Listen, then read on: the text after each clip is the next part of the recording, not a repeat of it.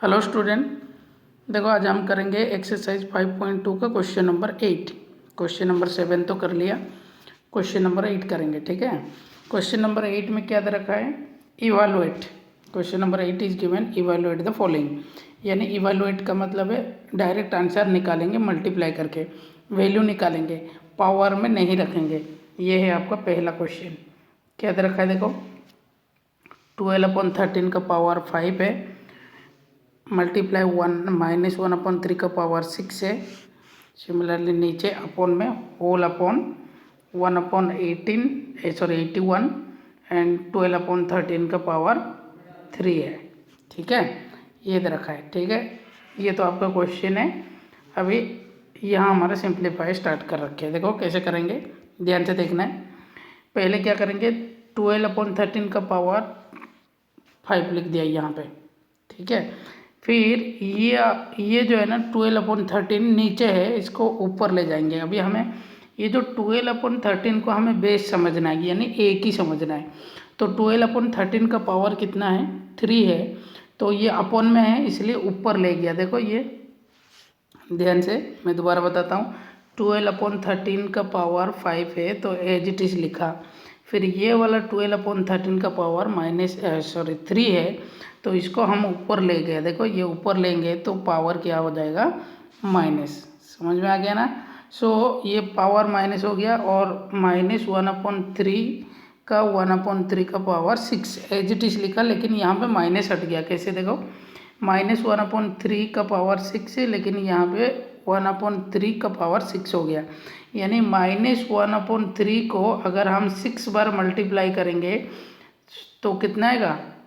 -1/3 multiply -1/3 multiply -1/3 multiply -1/3, यानी 6 बार अगर multiply करेंगे तो ये माइनस सब प्लस हो जाएगा। देखो 6 माइनस है इसलिए ये प्लस हो जाएगा। यानी अगर इवन नंबर ऑफ माइनस है तो हमेशा प्लस में आएगा। आ गया समझ में? ये प्लस कैसे आया?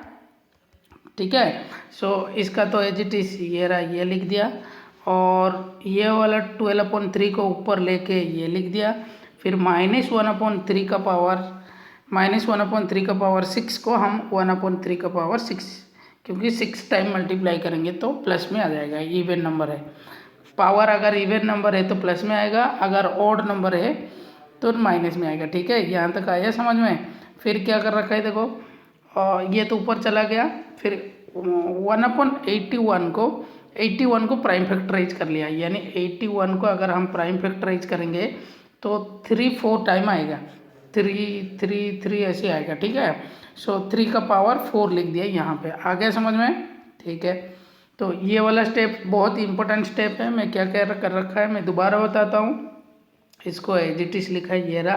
फिर 12/13 को ऊपर ले गया तो माइनस में चला गया, ये रहा। और ये वाला प्लस में आ गया यहाँ पे। और 1/81 को 81 को प्राइम फैक्टराइज करके 3 का पावर 4 कर दिया। ठीक है, आ गया समझ में ये वाला? ठीक है, नेक्स्ट देखो ये वाला स्टेप में क्या करेंगे। यहाँ पे ये वाला देखो 12/3 और 12/3 ये बेस सेम है और मल्टीप्लाई है, इसीलिए पावर प्लस हो जाएगा। यानी 5 और 3 प्लस होना चाहिए, लेकिन पावर एक माइनस का है, -3 है, इसलिए यहाँ पे पावर क्या हो गया? 5 - 3 हो गया, यानी ये दोनों माइनस हो गया। आ गया समझ में? और इसका तो एज इट इज रखा है।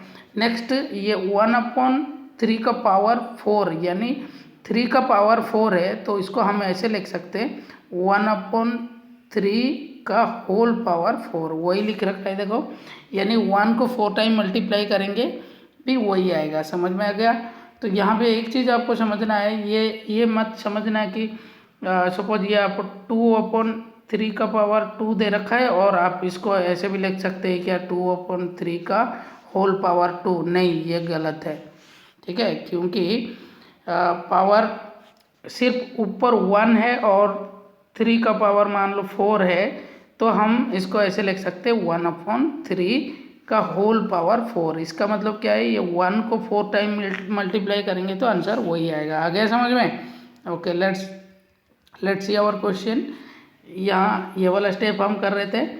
ये दोनों को माइनस कर दिया तो ये रहा, इसको एज इट इज लिखा और होल पावर कर दिया। ठीक है, नेक्स्ट देखो, नेक्स्ट ये वाला स्टेप देखो, 5 में से 3 माइनस करेंगे तो 2 आएगा।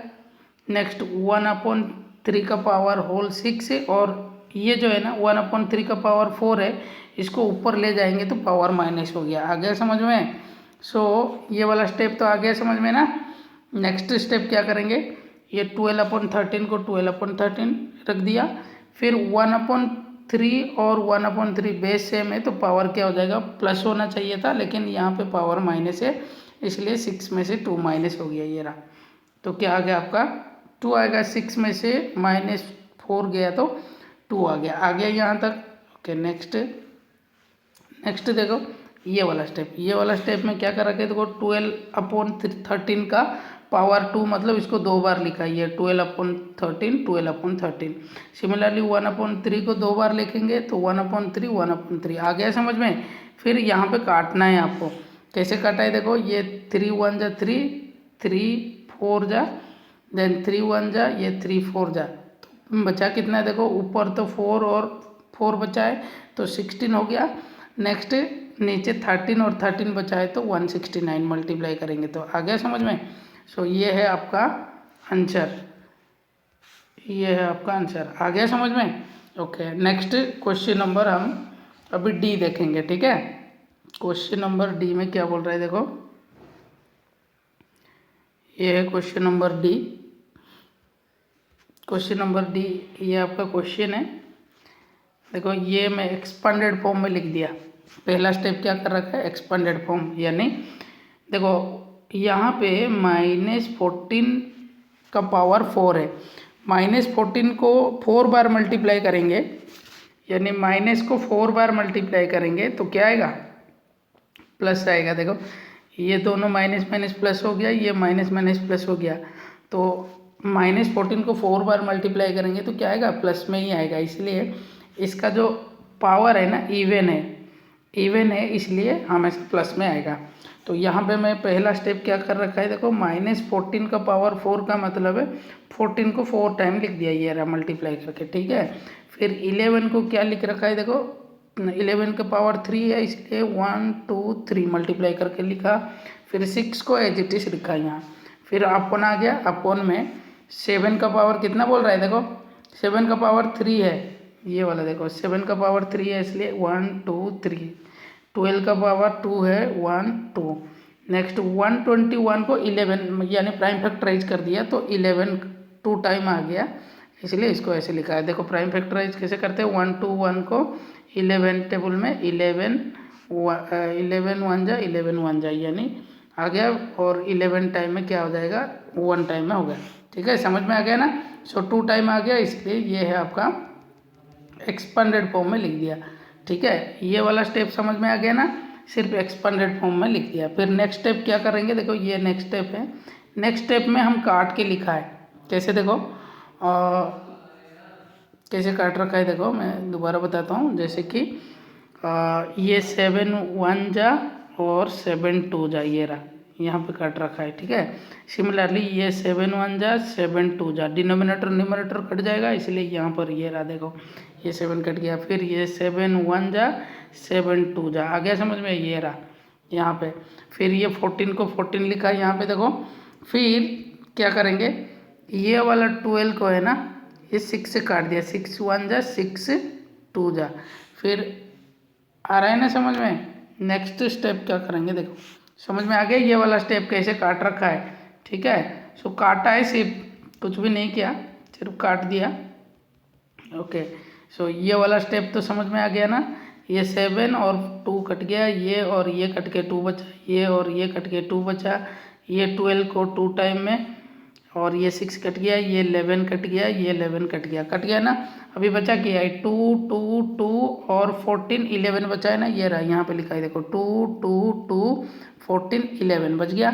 नीचे क्या बचा था, 12 बचा था, तो 12 और ये वाला 2 बचा था, यही है ना। सो यहाँ पे क्या आ गया आपका, देखो 1 सेकेंड,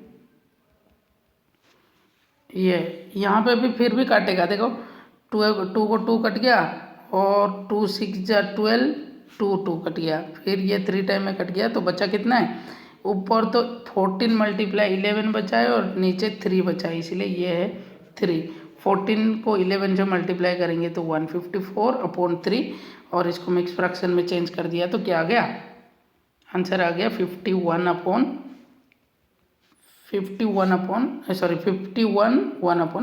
आंसर आ गया। समझ में आ गया ना।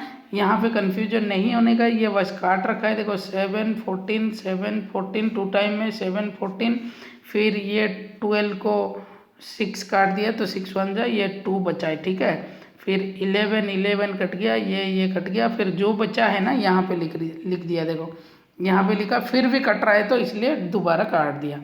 So answer is your 51 1/3। आ गया समझ में।